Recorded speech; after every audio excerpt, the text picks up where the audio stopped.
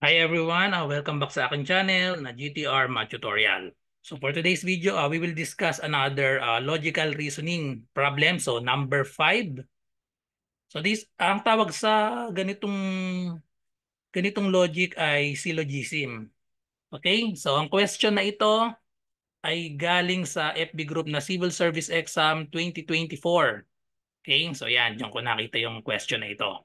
So marami na pala akong mga iba pang example ng syllogism. So punta lang kayo sa channel ko tapos i-type nyo lang ay logical reasoning syllogism. Meron pa dong mga same problem, mga ganitong type din.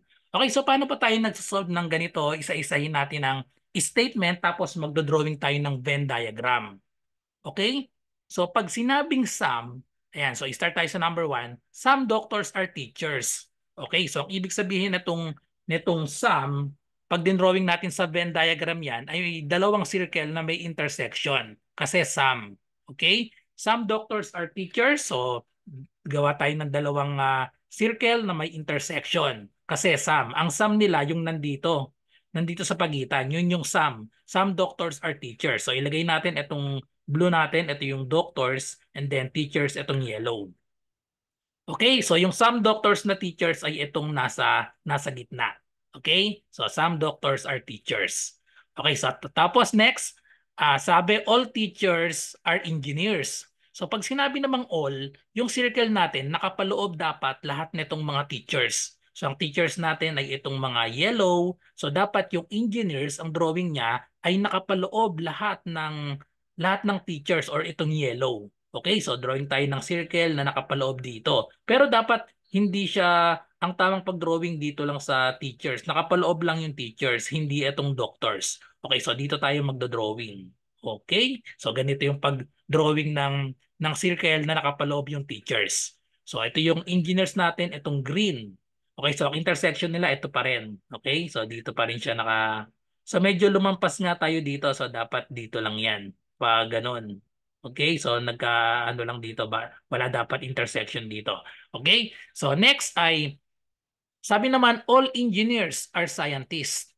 Okay? So ibig sabihin all engineers, all ulit 'yan, dapat itong engineers natin na green nakapaloob naman sa isa pang circle na scientist. Mas malaki dapat yung scientist kasi all engineers ay scientists. So drawing pa tayo ng circle na nakapaloob lahat na itong nakapaloob itong green. Okay? So yan ang circle natin. So ito yung scientist. So ngayon, so ito yung mga conclusion natin. Alin dito ang true? Isa-isahin natin itong tatlong conclusion. Kailangan masatisfy yan dito sa Venn diagram natin. Okay, so unahin natin itong number 1 kung true ba ito. Some scientists are doctors. So some, ibig sabihin may intersection dapat ang scientists tsaka doctors. So may intersection ba ang scientist? Ang scientist ay itong ang scientist natin ay itong violet. Yan, yung purple na yan. Tapos doctors ay itong blue. May intersection ba sila? Okay, meron silang intersection. So ito yung intersection nila. Okay? So intersection ng doctors and scientists. Meron silang intersection. So therefore, ito ay true. Okay? So true ang number 1.